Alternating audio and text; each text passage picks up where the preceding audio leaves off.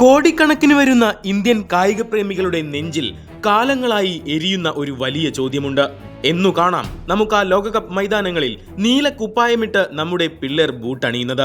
അതെ, ആ ചോദ്യത്തിന് സ്വപ്നതുല്യമായ വിജയങ്ങളിലൂടെ ഇതാ പുതിയൊരു ചരിത്രം കുറിക്കുകയാണ് പഞ്ചാബിലെ മിനർവ അക്കാദമി. യൂറോപ്യൻ വമ്പന്മാരുടെ നെഞ്ചു പിളർന്ന ഇന്ത്യൻ കുട്ടികൾ കളം ഭരിക്കുന്ന അതിശയ കാഴ്ചയ്ക്കാണ് ഫുട്ബോൾ ലോകം ഇപ്പോൾ സാക്ഷ്യം വഹിക്കുന്നത്.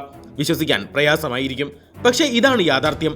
ലോക യൂത്ത് കപ്പ് പ്രീ ക്വാർട്ടർ ഫൈനലിൽ ഫ്രാൻസിലെ കരുത്തരായ FC കോർണേഴ്സിനെ എതിരില്ലാത്ത 17 ഗോളുകൾക്കാണ് മിനർവ അക്കാദമി തരിപ്പണമാക്കിയത്.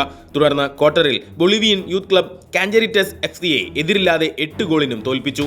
സെമിയിൽ ശക്തരായ ഉക്രൈൻ യൂത്ത് ക്ലബ് ലോക്കോമോട്ടീവ് FCയെ 3-2 തോൽപ്പിച്ചു ഫൈനലിലേക്ക് മുന്നേറി.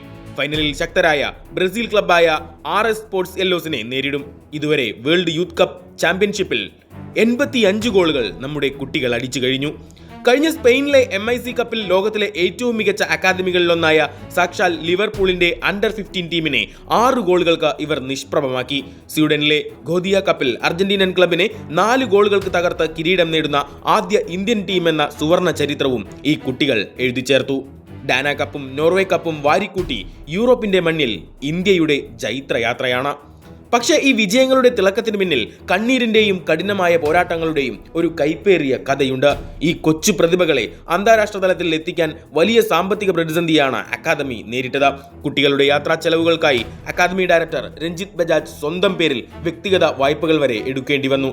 അതെ, ഇതൊരു വ്യക്തിയുടെ മാത്രം കഥയല്ല, ഇന്ത്യൻ യുവ ഫുട്ബോൾ നേരിടുന്ന കഠിനമായ യാഥാർത്ഥ്യത്തിന്റെ നേർചിത്രമാണ്. ഇവിടെ പ്രതിഭകൾക്ക് ഒട്ടും കുറവില്ല, എന്നാൽ നമുക്ക് വേണ്ടത് കൃത്യമായ അടിസ്ഥാന സൗകര്യങ്ങളും ദീർഘകാല പദ്ധതികളുമാണ്. ലോകകപ്പ് പ്രാതിനിധ്യം എന്നത് ഒരു ദിവസം കൊണ്ട് ഉണ്ടാകുന്നതല്ല, അത് വർഷങ്ങളുടെ കഠിനാധ്വാനമാണ്. മിനർവയെ പോലുള്ള അക്കാദമികൾക്ക് ഒറ്റയ്ക്ക് പോരാടേണ്ടി വരുന്ന ഈ അവസ്ഥ മാറണം.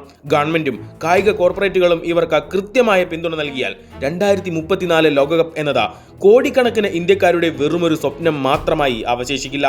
അത് നമ്മൾ യാഥാർത്ഥ്യമാക്കുക തന്നെ ചെയ്യും.